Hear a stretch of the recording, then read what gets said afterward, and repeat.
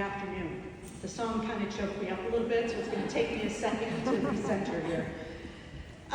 Good afternoon, distinguished guests, fellow trustees, esteemed faculty, proud parents, and most importantly, this amazing group of young women that we see here, the SEM class of 2024.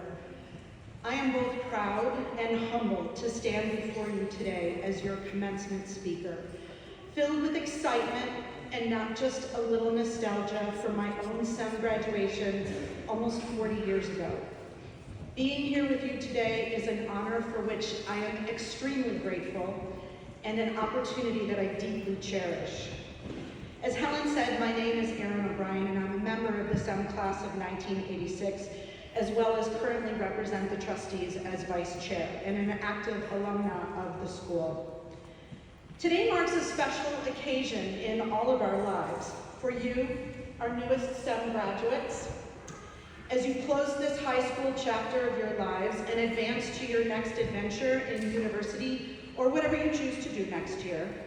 For our revered and most esteemed head of school, Helen Marlette, presiding over her last official SEM graduation as she transitions into her well-earned retirement after leading our beloved school to its current success, now turning over the helm to our incoming head of school, Blair Parker. For our parents, family, and friends here today, and for those who cannot be with us, who have shared the lives of our graduates, watching them grow into young adults, full of potential, off to turn their dreams into reality. And finally, for me, it is a very special occasion to be able to celebrate and honor you today. I would like everyone in the church to take a moment right now and close your eyes. I'm watching. Take a deep breath. Pause for a moment to feel the momentous weight of our gathering.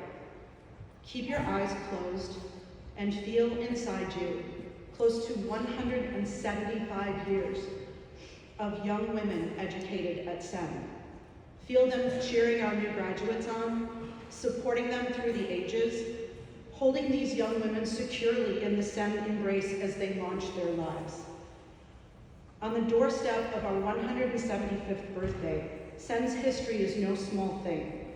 It is generations upon generations of women, once strictly from Buffalo and now from all over the world. A deep and strong alumni network, the results of an historic and persistent investment in educating young women. For our graduates, and now the newest SEM alumni, take it all in. Feel the warmth of your accomplishment. Know that you put the work in to get here, but also know that while your time at SEM is fleeting, for the rest of your life, you will be able to reach back and touch this. It is always here with you, in your heart. Now, open your eyes, and let us celebrate the spectacular graduates on this dais and their achievement in graduating from SEM.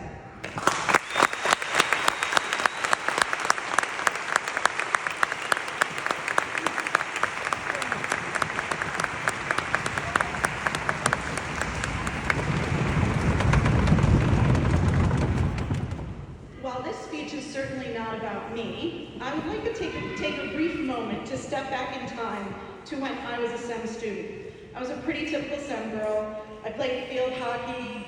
I was in a SEM ad. I loved it. I participated in the spring musical for a year or two, and I spent hours in the library by the fireplace.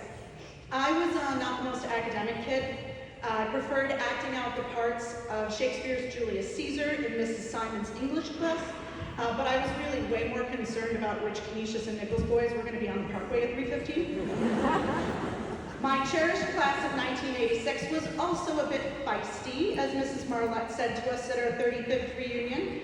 It was not uncommon for maybe me or my fellow SEM classmates to have official visits to the head of school's office, including, but maybe not limited to, our senior prank, where we may or may have not have stolen Miss Angel's portrait and held her for ransom, and I will never tell who did it. It is a secret that goes to the grave. Somehow, in a gross irony of incongruity, that year I was elected head of court of conduct.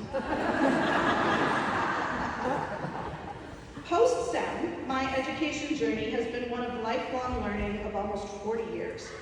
After SEM, I had a somewhat academically tragic college career, starting and stopping at 3 different institutions across 11 years before I found solid footing on my path.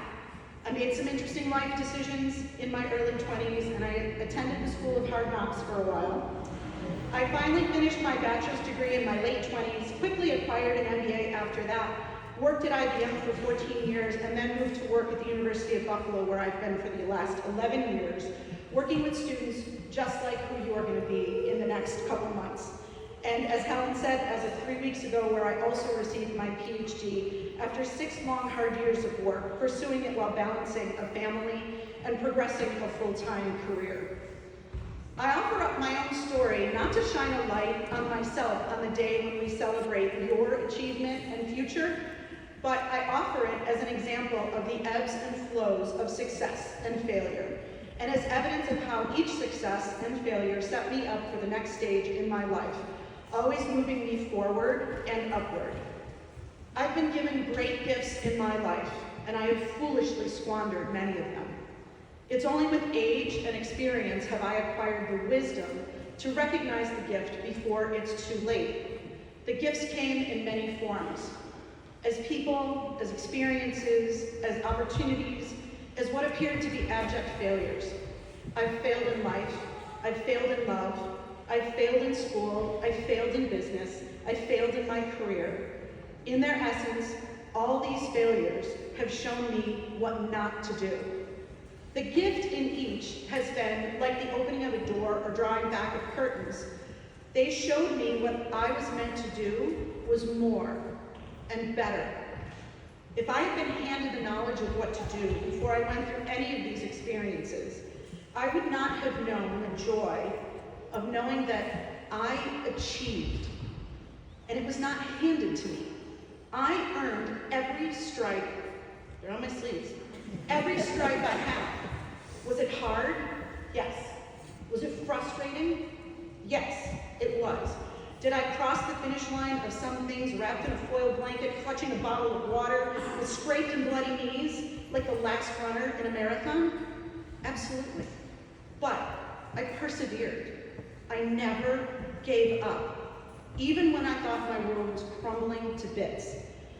This is all to say that your experiences form the ladder of success and failure that you will climb your whole life. This summer may not be perfect. Your college life isn't going to be perfect. Your relationships aren't going to be perfect. Your life and career are not going to be perfect. But that imperfection is the gift. The trick is to recognize what and where you are while it is happening. Self-awareness contributes greatly to your success. Being able to look at yourself critically with humility and understand your own gaps in knowledge or expertise or experience can help you choose the next step on your path, whatever your goal is. And the skills and abilities you need to get there are not just technical or domain skills. Skills like persistence, resilience, adaptability become equally as important as each experience unfolds, because not every experience is perfect. You have to work at it, and you have to work hard. It may not be obvious to you today, but as you evolve 5, 10, 15, or even 20 years from now, you will know intrinsically the foundations of your persistence, resilience, and adaptability are fully grounded in your STEM education and experience.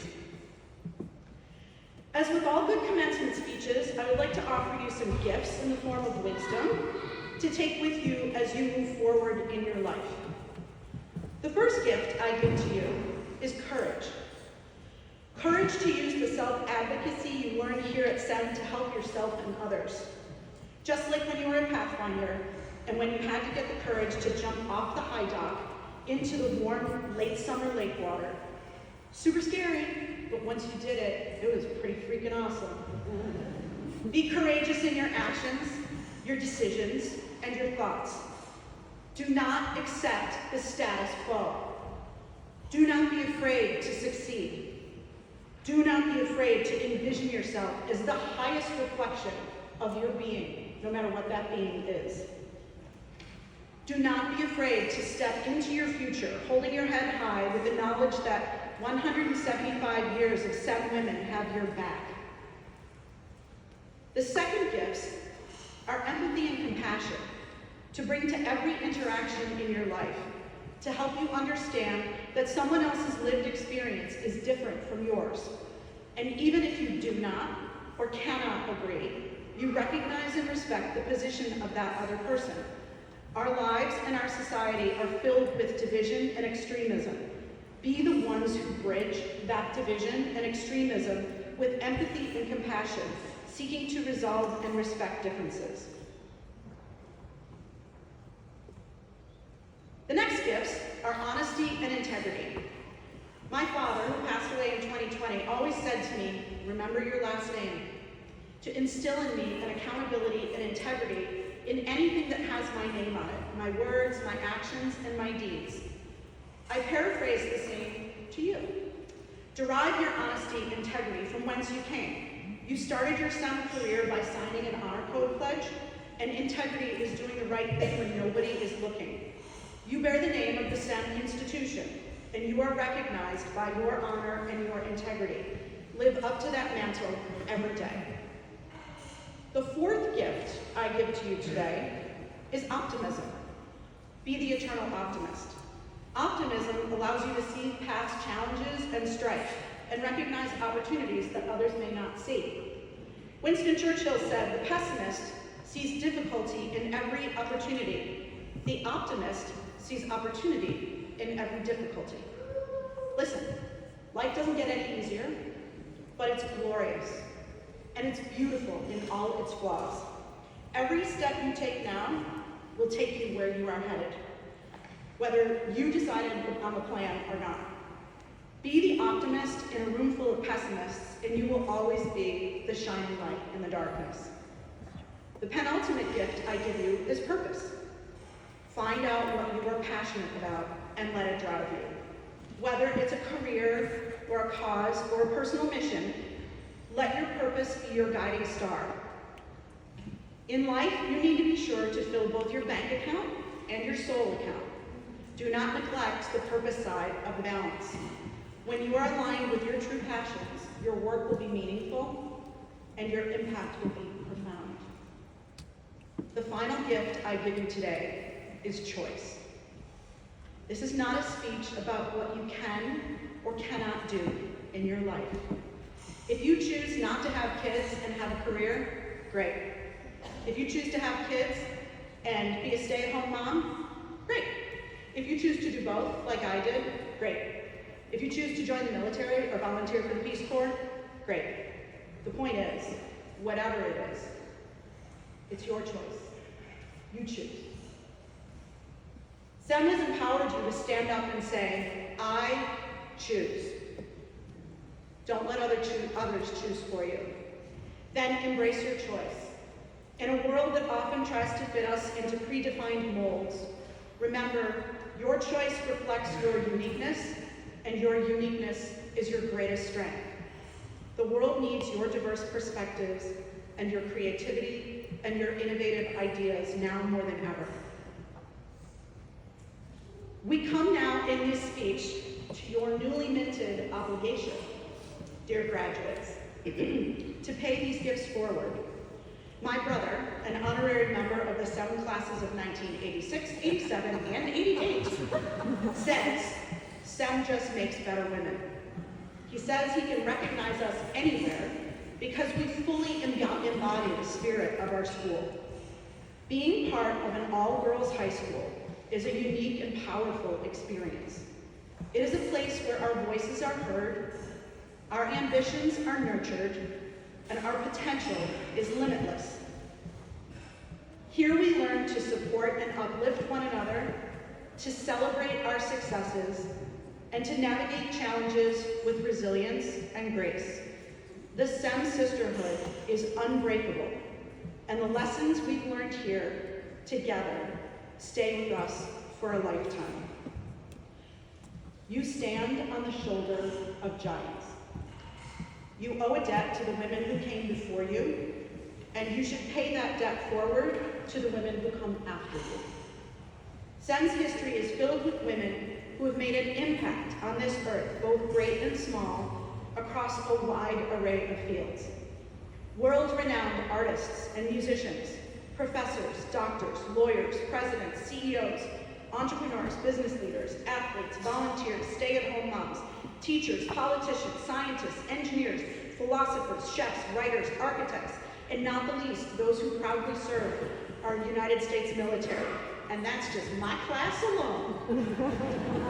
You are now part of a collection of amazing and talented women, connected by an unbreakable bond forged at SEM. We here, standing behind you, we are waiting to support you as you rise in your lives and careers. But you are now under the same obligation to pay that bond forward and support the SEM women who come after you. Never leave SEM behind. Be active. Do not skip reunion. Attend events. Volunteer. Engage. Donate. It is now your obligation, with us all, to ensure young women for the next 175 years are able to experience the same profound and transformative education you received. As we reach the closing of my speech, we shall end full circle from where we began, with the heft and weight of almost 175 years of historic tradition in the education of young women, an extraordinary investment in 1851 and continuing to this very second, growing young women as scholars and leaders with integrity of character and strong conviction of honor. You, dear graduates, represent all the best of SEM and who we all are, collectively. You are our greatest accomplishment, our hope, and our joy. We revel in celebrating your success and are so excited to watch you grow and shine. I personally am grateful to play a small part in your journey today and rejoice in your future. For my final words, I refer you to your programs and the words of our alma mater, written by your SEM sister, Mary Gail Clark Gomez, over 100 years ago. The alma mater is not just something you sing at morning meeting or at school events. Feel those words. They tell us no matter how far we are from home, our love of SEM shines throughout our life. Our SEM friends and family are always here to help us, whether we are still in our beautiful historic building or far, far away in our lives and careers. And wherever we may be, SEM has given us our internal compass to strive to achieve better lives for us, our family and friends, and for society. To the class of 2024, thank you for your spirit and your dedication. You have navigated your SEM years with purpose and determination, and you are ready to take on the world. As an alumna, I am incredibly proud of each and every one of you. And I'm excited to see the amazing things you will accomplish. The world is full of opportunities waiting to be seized, challenges to be overcome, and dreams waiting to be realized. Believe in yourselves, take risks, and never stop learning. The future is bright and yours to shape. Congratulations, class of 2024. Here's to your bright and boundless future.